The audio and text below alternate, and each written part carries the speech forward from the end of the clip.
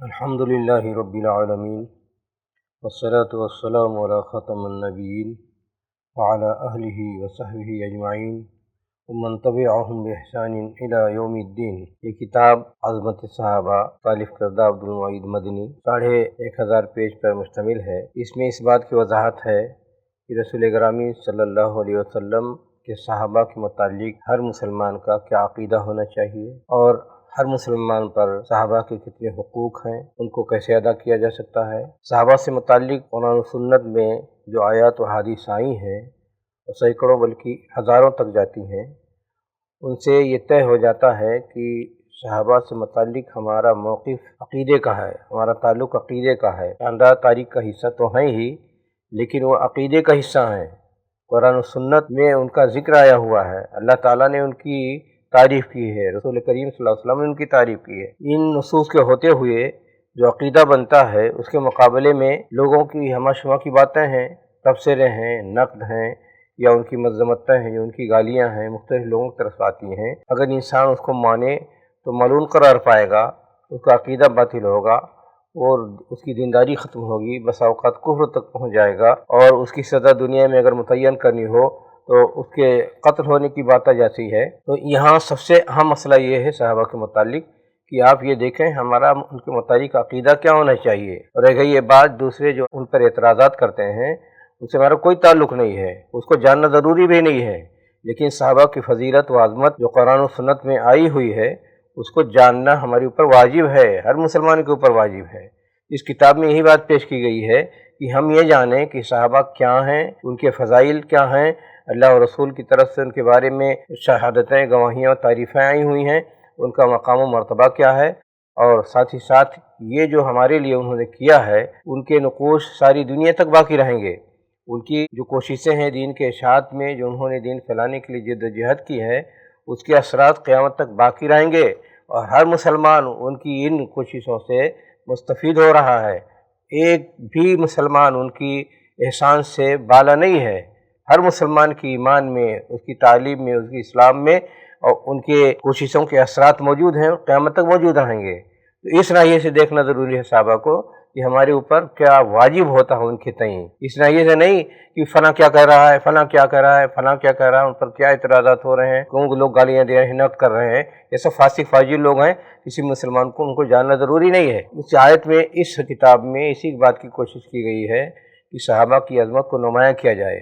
اس میں اس سے سروکار نہیں رکھا گیا فلاں کیا کہہ رہا، فلاں کیا کہہ رہا ہے، اس لیے کہ اس کا کوئی لینا دینا نہیں ہے صحابہ سے، وہ ایک لگژری چیز ہے یا اننیسیسری چیز ہے، اس کے بارے میں پڑھیں اور جانیں، وہ عام لوگوں کے لیے ضروری بھی نہیں ہے۔ علماء کے لیے ہے کہ ہاں ان برائیوں کو جانیں اور جو نقد کرتے ہیں بلا وجہ ان کا رد کریں، لیکن عام لوگوں کے لیے جو واجب ہے اس وجوب کو ثابت کیا گیا ہے، بتایا گیا ہے کہ ہمیں ان کو جاننا ضروری ہے۔ قرآن و سنت میں جس طرح تفاصیل آئی ہوئی ہیں ان کے فضیلت متعلق، ان تمام فضائل کو جاننا چاہیے۔ یہ کتاب 5 اجزاء پر مشتمل ہے۔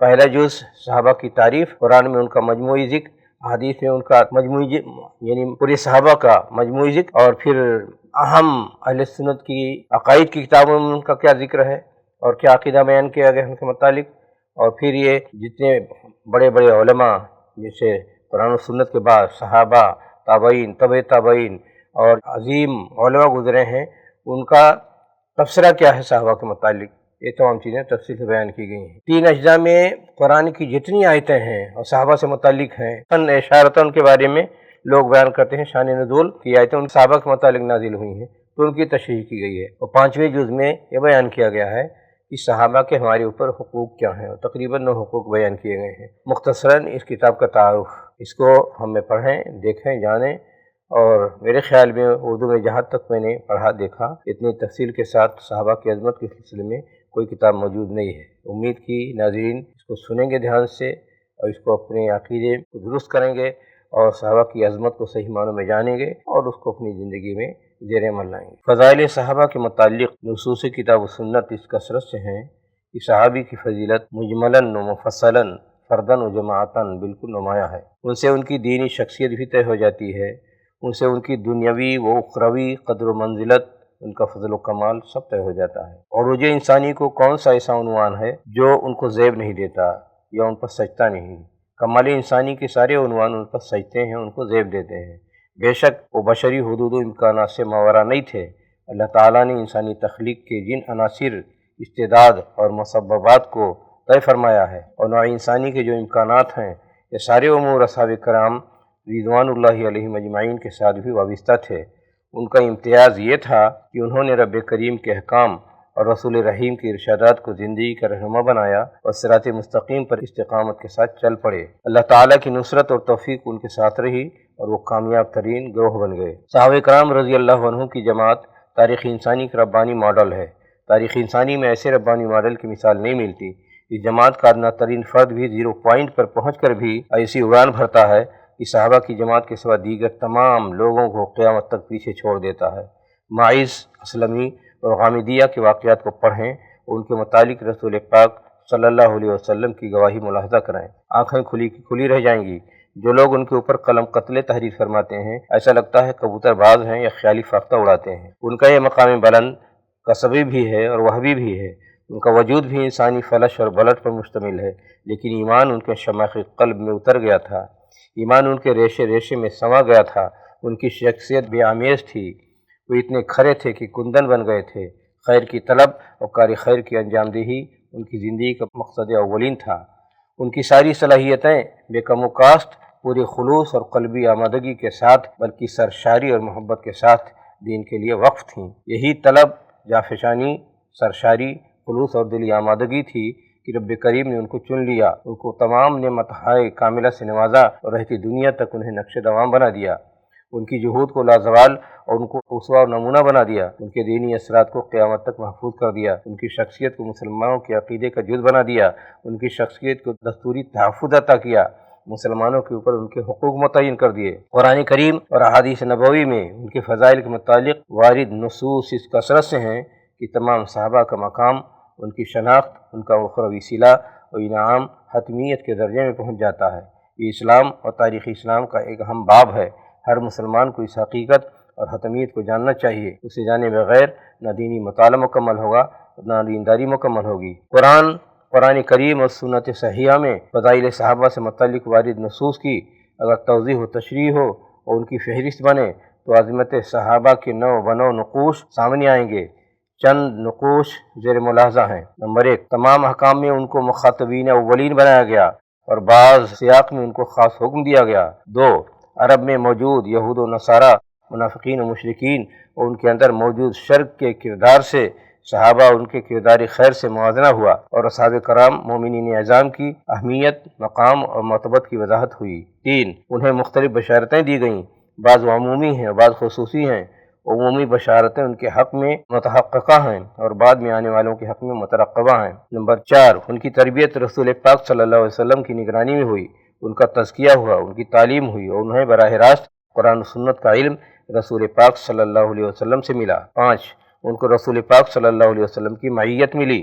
شب و روز، اعتقادی و عملی ساری تفصیلات ان کی نگاہوں کے سامنے سے گزرتی تھیں۔ اس معیت کو قرآن و سنت میں ثبت کیا گیا اور ان کی عظمت، فضائل، اثرات اور نتائج کی وضاحت ہوئی۔ 6، ان کی فکر و فہم، عقید و عمل کو مستند اور معیار قرار دیا گیا۔ 7، ان کی راہ سبیل المؤمنین قرار پائی اور اس راہ سے ہٹنے کو انجام کی تباہی کا سبب بتلایا گیا۔ 8، ان سے اگر غلطی ہوئی، انفرادی یا اجتماعی، تو اس کی تصحیح ہوئی، ان کو عفو و درگزر کا تمغہ ملا، ان کی توبہ قبول ہوئی۔ 9، اصرار علی الباطل سے ان کو مجتنب قرار دیا گیا۔ اس عظیم خوبی کی افادیت ہے کہ وہ گناہوں کے بوجھ سے آزاد ہو گئے۔ 10، ان پر عتاب ہوا تنبیہ کے لیے اور راہ استقامت پر قائم رہنے کے لیے۔ 11، ان کو اللہ تعالیٰ نے اپنی رضا کی سند دی۔ نمبر 12، رسول پاک نے ان کو اپنی رضا کی سند دی۔ 13، غزوات میں ان کی کارکردگیوں اور قربانیوں کو اللہ تعالیٰ نے سراہا اور ان کی کمیوں کو دور کیا اور ضرورت ہوئی تو تنبیہ، تزکیہ اور تربیت کے مراحل سے گزارا اور ان کی تمہیز و تمیز کی، ان کو ابتلا کے دور سے گزارا، ان کو کھرا بنایا۔ 14، ان کی ولا و برا کی اللہ تعالیٰ نے توثیق کی۔ 15، ان کی نصح و خیر خواہی کو اللہ تعالیٰ نے سند دی۔ 16، بعض اصحاب کرام کی آراء کے ہم آہنگ اللہ تعالیٰ نے آیتیں اتاری۔ 17، ان کے فضائل کی درجہ بندیاں ہوئیں۔ 18، ان کی غزوات کی درجہ بندیاں ہوئیں۔ 19، ان کے دینی شعور اور مومنانہ صفات کی اللہ تعالیٰ نے تعریف کی۔ 20، ان کے سوالات کے جوابات دیے گئے۔ 21، ان کو اللہ تعالیٰ کی نصرت خاص حاصل ہوئی، ہوا کے ذریعے، پانی کے ذریعے، نیند کے ذریعے، فرشتوں کی فوج کے ذریعے۔ 22 شہدائے صحابہ اور پھر شہدائے اسلام کی فضیلت طے ہوئی، درجات متعین ہوئے، حضرت حمزہ سید الشہداء قرار پائے۔ 23 اکثر صحابہ کو دنیا میں جنت و مغفرت کی بشارت دی گئی۔ 24 انہیں استجابت دعا عطا ہوئی۔ 25 مشکل کا حل دیا گیا۔ 26 تسلی و تثبیت قلب کی نعمت ملی۔ 27 رحمت و سکینت کا نزول ہوا۔ 28 ان کی طرف سے اللہ تعالیٰ نے دفاع کیا۔ 29 کتب سابقہ میں ان کا ذکر خیر ہوا۔ 30 تذکیر و نصیحت خاصہ۔ 31 اجر عظیم کا وعدہ۔ 32 فتح و غلبہ۔ 33 خیر امت۔ 34 خیر القرون۔ 35 امان۔ 36 عدالت ثقافت و اجتناد۔ 37 امت کے لیے ان کی شخصیت اسوہ۔ 38 ان کی حیثیت متعینہ عقیدے کا حصہ ہے، ان کی دینی شخصیت کو شرعی تحفظ حاصل ہے۔ 39 انفرادی فضائل۔ 40 اجتماعی فضائل۔ 44 ان کی ہجرت مقبول بارگاہ الہی۔ 45 اس کی درجہ بندیاں۔ 46 ان کا جہاد مقبول۔ 47 اس کی درجہ بندیاں بھی۔ 48 ان کی نصرت مقبول۔ 48 سبقت اسلام مقبول۔ 49 اس کی درجہ بندیاں۔ 50 قبائل کی فضیلت کی بھی درجہ بندیاں۔ 51 بستی اور بستی والوں کی فضیلت۔ 52 اصحاب کرام کے فضائل کی بھی درجہ بندیاں، الگ الگ مراتب۔ 53 مشاہد و غزوات میں شرکاء کے مراتب خاصہ و عامہ۔ 54 ان کے انفاق کی تعریف۔ 55 ان کے ایثار کی تعریف۔ 56 ان کی اخوت و مساوات کی تعریف۔ 57 ان کے تقوی و ایمان کی تعریف۔ 58 ان کے صبر و احسان کی تصدیق۔ 59 ان کے باہمی محبت کی توثیق۔ 60 کفار کے متعلق ان کا سخت موقف۔ 61 ان کو حقداروں کے لیے شفاعت کا حق۔ 62 ان کا علم و فہم معتبر۔ 64 ان کی مشاجرات اور خطائیں معاف۔ 65 رسول پاک سے ان کی والہیت قابل تعریف۔ 66 ان کا عفو و درگزر مستحسن۔ 67 ان کی سیرت و کردار بے داغ۔ 68 ان کا دینی تمسک معتبر و معیاری۔ 69 ایمان کو اللہ تعالیٰ نے ان کے دلوں میں سجا دیا اور کفر سے ان کے دلوں کو متنفر کر دیا۔ 70 ان کو اللہ تعالیٰ نے چن لیا۔ 71 ان کی تعبدی شناخت کئی آیتوں میں دی گئی۔ 72 ان کی اجتماعی شعور کو سراہا گیا۔ 73 ان کا باہمی تعلق معیاری اور قابل ستائش۔ اہل سنت میں ان کی حیثیت ہمیشہ اسی طرح مسلم رہی جس طرح قرآن و سنت میں اور تاریخ سلف میں ان کا مقام طے ہے۔ تعقل پسند یا تعصب پسند رجال و شذاذ، خاص کر اعتزال پسند احناف یا اہل بیت کے سلسلے میں غیر شرعی حساسیت رکھنے والے احناف کو چھوڑ کر اصحاب کرام کبھی اہل سنت کے ہاں اختلافی مسئلہ نہیں رہے۔ قرون ثلاثہ محدثین و اہل حدیث کے ہاں یہ کبھی زیر بحث و نقاش نہیں رہے۔ ان کے متعلق سب کا متفقہ فیصلہ اور سب کے نزدیک متفق علیہ مسئلہ۔ خارجیت اور رافضیت دونوں جڑواں بہنیں ہیں، ایک ہی کوکھ سے دونوں پیدا ہوئیں۔ انہوں نے شرف صحابیت کا کلیتاً رفض کر دیا اور آج بھی ان کا یہی رویہ جاری ہے۔ رافضیت یہودیت اور مجوسیت کا چربہ ہے، اس لیے اس کی عیاریاں فریبکاریاں اب بھی جاری ہیں۔ خارجیت تیز آندھی کی طرح آتی ہے اور تباہی مچا کر خود ہی ختم ہو جاتی ہے۔ خارجیت کے بگولے قیامت تک اٹھتے ختم ہوتے رہیں گے۔ رافضیت سفید کپڑے پر بدنما کرا داغ ہے، ضدی نہ ختم ہونے والا اور کپڑے کا حصہ ہونے کا دعویٰ دار، اور ضدی اور رافضی اس حصہ داری کو منوا بھی لیتا ہے اور ہمیشہ جگ ہسائی کا سامان بنتا ہے یا سفید پوش کی ذلت کا سامان بنتا ہے۔ خارجیت اجڑ پن، سطحیت، کم فہمی و دماغی کی پیداوار ہے کہ پھیلتی ہے اور تشدد و دہشت گردی تک پہنچ کر ختم ہو جاتی ہے، وہ بدنام بھی ہو جاتی ہے۔ رافضیت کے پاس عیاری ہے، ہر دور کی ساری عیاریاں، ہر علاقے کی ساری عیاریاں، ہر گروپ کی ساری عیاریاں، ہر فرد کی ساری عیاریاں امکان بھر اس کے ساتھ ہوتی ہیں۔ عیار شرماتا لجاتا نہیں ہے، رسوا ہو کر بھی خوش ہوتا رہتا ہے، اس لیے کہ فساد و افساد، ہلاکت و ہلاک اس کا مقصد اولین ہوتا ہے۔ اپنے غلط مقاصد کو حصول میں سرگرداں رہتا ہے۔ باطل اور ٹھگ قسم کے لوگوں کے پاس افکار کم، عیاریاں زیادہ ہوتی ہیں۔ تاریخ رجال، تذکرے اور نصوص کے ساتھ رافضیوں نے جو سلوک کیا ہے، صلیبی صہیونی مستشرقین نے ان کے ساتھ ایسا سلوک نہیں کیا ہے۔ نوع بشر کا سب سے جھوٹا، عیار، کینہ پرور اور بدترین گروہ رافضیوں کا ہے۔ وضع اور کذب ان کی شریعت ہے، سب صحابہ ان کا وظیفہ ہے، ان سے بحث و مباحثہ علم کی توہین ہے۔ بازاریوں سے زیادہ بازاری ان کی باتیں ہوتی ہیں۔ ان کا وجود صرف اس لیے ہے کہ اسلام اور مسلمانوں کی جڑ کھودیں، مقدسات اسلام اور مقدس ہستیوں کی توہین کریں۔ رافضیت کے بدبودار اثرات ہمیشہ رہے۔ اہل سنت میں جو بدبودار ہو گئے، انہوں نے رافضی بدبو کو کریدنے کا پیشہ اختیار کر لیا۔ اس وقت تاریخیوں کا یہی پیشہ بن چکا ہے۔ سیکولرزم اور علمانیت فرد کو آوار فکری عطا کرتی ہے، وہی الہی اور شریعت سے ناطہ توڑ کر اسے خود سر بنا دیتی ہے۔ اس لیے اس نے بھی نئی نسل کے دل و دماغ کو شریعت، نصوص دین، فہم دین، اسلامی مناہج اور مقدس گروہ صحابہ کے متعلق بری طرح متاثر کیا ہے۔ دین سے جو دور ہیں، صرف جیب و شکم کے بندے ہیں، ان کی بات ہی نہیں، بات ان کی ہے جن کا دین سے لگاؤ ہے، جیسے تحریکی مسلمان۔ تحریکیت حالات و ظروف کا اثیر ہوتی ہے، اسی طرح تحریکی بھی حالات و ظروف کا اثیر ہوتا ہے۔ تحریکی اپنے ذہن، مزاج اور ذوق میں بالکل الگ شناخت رکھتا ہے۔ حالات کا دباؤ اس کے اوپر اتنا شدید ہو جاتا ہے کہ کبھی اسے استقرار نصیب ہی نہیں ہوتا، وہ ہمیشہ فکری اتھل پتھل کا شکار ہوتا ہے۔ تحریکیت اسلام کے ثبات و قرار کے برعکس تغیر کے ساتھ چلتی ہے۔ ایک وقت میں ایک چیز اس کے لیے وجوب کا درجہ رکھتی ہے، دوسرے وقت میں اس کے لیے ممنوع کے درجے میں پہنچ جاتی ہے۔ تحریکیت سارے تضادات، تجائبات اور شذوذ پسندیوں کو سمیٹے ہوتی ہے۔ وہ وقتی فوائد و مسائل کو سامنے رکھتی ہے، وقتی حلول پر ساری توجہ مرکوز ہوتی ہے۔ اس کے پاس دلائل نصوص پر غور کرنے کی فرصت نہیں ہوتی۔ نصوص کی روشنی میں اہل سنت کے طے کردہ اصول و ضوابط اس سے راس نہیں آتے۔ وہ ہر چمکتی شے کی طرف سونا سمجھ کر لپکتی ہے اور ہر طرف فوائد بٹورنے کا خواہش مند رہتی ہے۔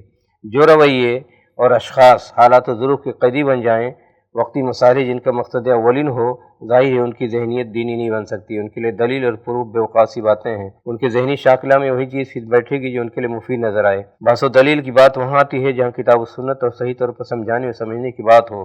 اس مصلحت کوشی اور فکری تنگنائی کے سبب فتنے پیدا ہوتے ہیں اور زیغ و ضلال کی راہیں کھلتی ہیں۔ یہی وجہ ہے کہ جماعت اسلامی اخوان المسلمین ان کے اذناب کی تحریکیت پراگندہ ذہنی رافضی کفر، خارجی کفر اور علمانی ابلیسی کفر کا حامل بن چکی ہے، اور افسوس اس کا ہے کہ اب تک تحریکیوں کو ان کفریات پر توجہ دینے کی فرصت نہیں ملی، نہ ملے گی۔ تحریکیت کے سبب مسلمانوں کے اندر جو تباہی، ضلالت اور جہالت پھیلی ہے، تاریخ اہل سنت میں اس کی مثال نہیں ملتی۔ ان کی علی الاطلاق ضلالت اصحاب کرام کے متعلق ارتیاب و رفض کی مثال ہے۔ مودودی کے خلاف ملوکیت جیسی واحد کتاب جو ایوبی تانہ شاہی کے رد عمل میں آئی، انہوں نے کتاب کیا لکھی کہ سارے تحریکی جزوی کلی طور پر اصحاب کرام کے متعلق رفض و ارتیاب کا شکار ہو گئے۔ انہوں نے صحابہ کے متعلق اہل سنت کے متفقہ موقف، عقیدے اور ضابطوں کو نظر انداز کر دیا، اور یہ حال ہے کہ کھلی نگاہ سے خمینی ایران کی تباہ کاریوں، دجل، مکر، اکاذیب، اہلاک حرث و نسل اور پورے شرق اوسط ہی نہیں، سارے عالم میں ہر جگہ مسلمانوں کی تباہی کی طرف ڈھکیلنے کی مضمون کوششوں کو دیکھنے کے باوجود اس کی مکمل حمایت و اہل سنت کے پاسبانوں کی تکفیر و تذلیل کرتے ہیں۔ ادیان سماویہ کبھی انسانی خرد و برد سے محفوظ نہیں رہے۔ پہلے لفظ و معنی دونوں میں خرد و برد ہوتا تھا، اب نصوص کے الفاظ میں خرد و برد کی گنجائش نہیں رہی، لیکن ان کے معنی و مفاہیم کو بدلنے، خواہشات نفس کا انہیں معنی پہنانے، تاویل باطل اور افکار مبتدعہ کا اضافہ عام ہے۔ غلو پسندی کی معنوی تحریف کا بھرپور یلغار اہل دین پر ہے۔ وضع و اکاذیب کا دین کے نام پر ایک طوفان ہے۔ کلی ملحد اباحیت پسند بن کر بھی دین کو اپنے سے چپکانے سے لوگ باز نہیں رہتے۔ دین و جنت کی ٹھیکیداری کا ٹائٹل کوئی نہیں اتارتا۔ ان فتنوں سے نمٹنے کی ذمہ داری علماء کی ہے۔ ایران میں خمینی انقلاب آنے کے بعد تحریکیت، علمانیت، رافضیت اور خارجیت کا ایکا ہو گیا۔ یہ ایکا احیاء دین و ملت اور فروغ دین و ملت کے نام پر ہو گیا، شعوری بھی اور غیر شعوری بھی۔ تحریکیں چاہے بر صغیر کے ہوئے، شرق اوسط کی اب نارمل سوچ اور رویہ لے کر پیدا ہوئی۔ 8ویں دہے کی ابتدا سے ان چاروں کا ایکا ہو گیا۔ ان کی گمراہیاں، حماقتیں اور جسارتیں عالم اسلام اور اقلیت میں کالی آندھی بن گئیں۔ خود انہوں نے مل کر لاکھوں مسلمانوں کو مروا دیا، کئی مسلم ممالک تباہ ہو گئے، ساری دنیا کے مسلمان ضرر رساں ہوئے۔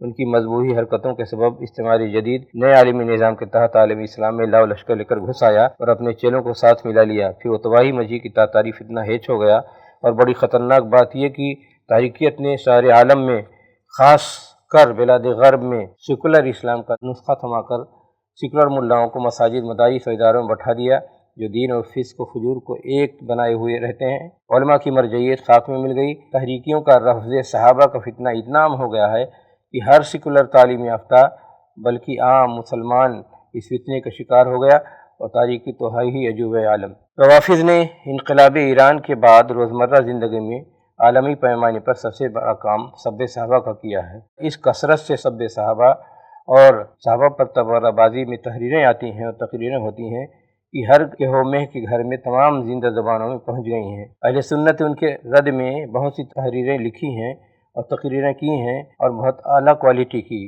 سعودی عرب کے تمام تعلیمی، علمی اور دینی اداروں نے رد روافض میں بے مثال کام کیا ہے۔ تحقیق، دراسہ و جائزہ پر ضخیم مجلدات یونیورسٹیوں سے شائع ہوئی ہیں۔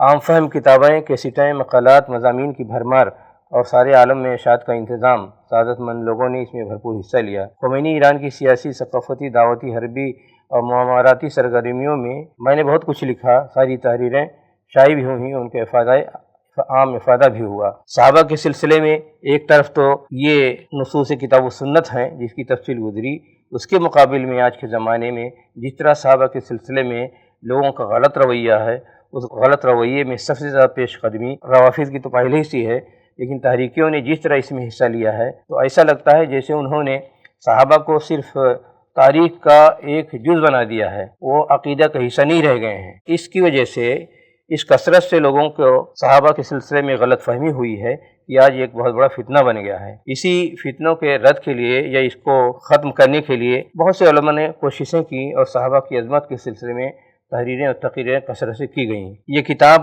عظمت صحابہ کا حصہ اول ہے، اس میں 6 فصلیں ہیں۔ اس میں دکھانے کی یہ کوشش کی گئی ہے کہ اللہ تعالیٰ نے قرآن کریم میں ان کو کس طرح یاد کیا ہے، رسول پاک کی حدیث میں ان کی تصویر کیسی بنی ہے، اسلاف نے ان کے متعلق کیا کہا ہے، سلف کی کتب عقائد میں ان کے متعلق کیا عقیدہ بیان کیا گیا ہے۔ اس کتاب میں اس کی وضاحت ہوئی ہے کہ صحابی کون ہے، اس کا درجہ کیا ہے، ان کے طبقات کتنے ہیں۔ اللہ تعالیٰ اسے قبول فرمائے اور اس سلسلے میں تعاون کرنے والوں کو عظیم صلہ سے نوازے اور آخرت میں اس سے مصنف اور معاونین کے لیے تو شے آخرت بنا دے۔ یہ پہلے جز کا ایک مقدمہ تھا، اس سلسلے میں ایک 72 صحابہ کے سلسلے میں مختصراً بیان کیا گیا کہ ان کے فضائل قرآن و سنت میں کیا آئے ہوئے ہیں۔ اس کے بعد یہ بتایا گیا کہ آج جو صورتحال موجود ہے اور ایک طرف عظمت کی اتنی زبردست دلائل موجود ہیں اور آیات و حدیث موجود ہیں، اور دوسری طرف منمانی اپنے طرف سے جو صحابہ کے سلسلے میں لوگ رائے قائم کر رہے ہیں، اور جو لوگ صحابہ کی عظمت کو جو شروع سے اب تک متفق علیہ مسئلہ ہے، جتنا ان کی کوششیں ہیں اس سے کئی گنا زیادہ ان لوگوں کی کوششیں ہیں جو صحابہ پر نقد کرتے ہیں، گالی بھی دیتے ہیں، ان کے بارے میں غلط عقیدہ رکھتے ہیں۔ اللہ تعالیٰ تمام مسلمانوں کو ان فتنوں سے تحفظ عطا فرمائے، اور جو صحابہ سے متعلق اللہ اور رسول کو مطلوب ہے وہ عظمت لوگ جانیں سمجھیں، اپنے عقیدہ کا حصہ بنائیں۔ والسلام علیکم ورحمۃ اللہ وبرکاتہ۔